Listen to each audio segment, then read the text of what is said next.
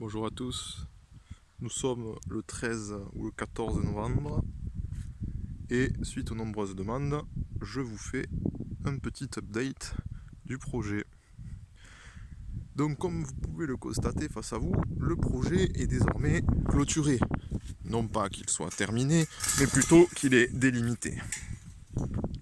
Donc vous pouvez ici apercevoir une clôture homemade fait à base de piquets à bâche beaucoup trop gros pour être plantés et de grillage bancal mis à l'envers. Bon, on apprend de ses erreurs. Donc la première étape, je crois, là où je vous avais laissé la dernière fois, c'était le terrassement du terrain, chose qui a été effectuée. Par la suite, nous avons décidé de clôturer.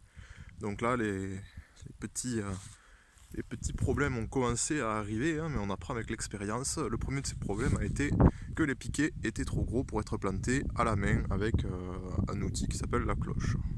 Bon, après 100 piquets que j'ai ramenés ici, j'allais pas les ramener aux bons paysans qui me les avaient vendus. J'ai donc décidé de les planter donc à l'aide d'une grosse tareuse ou tarière électrique qui m'a permis de faire des trous que j'ai ensuite bétonnés avec les piquets dedans.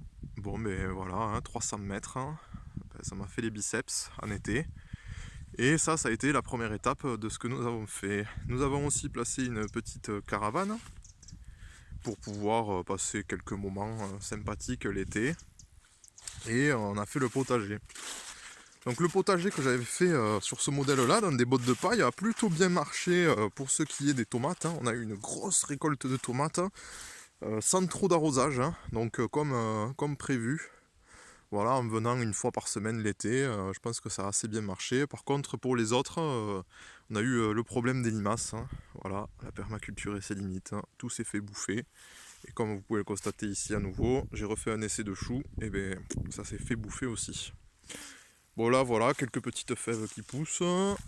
Et au fond, donc là j'ai commencé à préparer la terre pour la saison prochaine, donc en la couvrant. Donc là j'ai fait une botte, avec plein de bottes de paille, j'ai fait une grande ligne, et normalement dessous, dans 6 mois, ce sera meuble et j'aurai pas besoin de bêcher, parce que je suis un feignant et j'ai pas envie de bêcher. Et là on peut voir pareil, là j'avais plein de bottes de paille, hein, et j'ai décidé de pailler le sol pour que ce soit déjà pour le nourrir en carbone, hein, et pour ensuite voilà le coup m'économiser un travail physique. Donc les mares qui sont beaucoup trop grandes et en fait voilà je pouvais pas tout faire à la fois, donc pour l'instant ça fait un trou qui doit sûrement servir aux animaux. J'y jette les déchets verts, ça se composte, je suis pas pressé. De toute façon au vu de l'invasion des moustiques tigres que nous avons dans nos régions, ben, j'ai pas voulu persister à mettre des mares pour l'instant. On verra dans le futur. Voilà, en novembre, c'est le mois où on commence à planter et j'ai commencé, voilà, vous pouvez voir un magnifique poirier. Donc dans les trous que j'avais fait à l'avance l'an dernier, ben, ça a été bien pratique, hein, parce qu'on a pu planter une quinzaine d'arbres en moins de 2 heures. Donc là, un poirier, cerisier, pêcher, hein, la totale. Voilà. Donc autre petit point, j'ai eu les yeux un peu plus gros que le ventre, hein, et quand j'ai demandé à un collègue à moi de me livrer un peu de bois, voilà, hein, il m'a livré toute une toiture, donc des poutres de 10 mètres de long qu'il a posé là et qui maintenant c'est un peu compliqué pour les déplacer. Et donc voilà, le projet c'est quand le confinement sera fini, qu'il y aura 4 copains qui pourront venir m'aider, de dessiner un peu des zones de culture pour, euh, pour voilà, utiliser ces mastodontes. Voilà. Bon, on peut voir que les ronces ont perdu du terrain, ça c'est bien. Ça a été remplacé par une autre plante invasive, je sais pas ce que c'est, mais ça ressemble à je sais pas quoi. Faudra que je regarde. Le puits, donc le puits qui a servi toute la saison avec une pompe thermique. Voilà, plutôt pratique. Voilà, je l'ai enlevé comme c'est l'hiver et qu'il gèle, pour pas que la tuyauterie explose, elle était là dessous. Et voilà, et ça marche plutôt bien. Prochaine étape, remettre la pompe à chapelet pour la saison prochaine, mais je suis pas pressé, l'hiver j'arrose pas trop. Voilà, hein. Donc les limites d'un jardin en permaculture loin de chez soi, c'est qu'on peut pas trop désherber. Les épinards, tant bien que mal, essayent de se frayer un chemin à travers cette broussaille épaisse.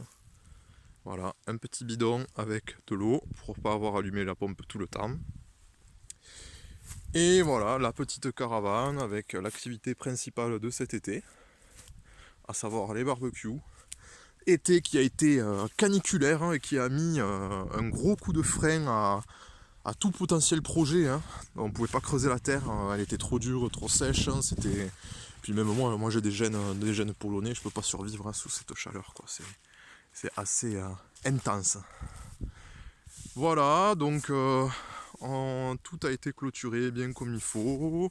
On a fait des petites aromates dans une jolie spirale qui a complètement disparu sous la végétation. Et ça c'est à ma compagne, donc elle se débrouille.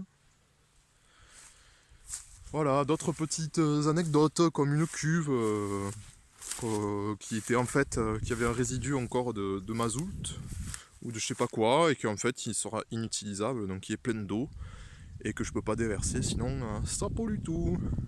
Mais bon, on va trouver des solutions. De toute façon, il y a assez d'espace pour se tromper. Et puis voilà, après une quatorzaine d'arbres plantés tout le long, le début de la haie fruitière, donc qui va être voué à être continué. Voilà, l'immense trou qui reste un immense trou. C'est bien, écoutez, je mets des branches, on les voit moins. Et voilà, et là, sur toute la longueur, dans un intervalle de 5 mètres, j'ai planté de nombreux fruitiers classiques, pommiers, abricotiers, tatawiniers, tout ce que vous voulez. Voilà. Prochaine étape, après avoir été livré gentiment par le paysan de fumier, là je vais y apposer un peu de fumier, non pas dans le trou pour pas brûler les racines, mais sur le dessus. Donc voilà, ça, par contre, c'est la réussite du mois, c'est d'avoir fait ces trous bien à l'avance. Ça a économisé un travail titanesque. Si j'avais dû faire à la main, ça aurait été fort compliqué. Voilà, vous pouvez profiter des magnifiques couleurs automnales sur ce joli terrain qui a bien évolué depuis 6 mois, à notre rythme, tranquille. Voilà. Allez, je vous souhaite à tous un bon confinement, une belle fin d'automne et une bonne vie en général. Adieu.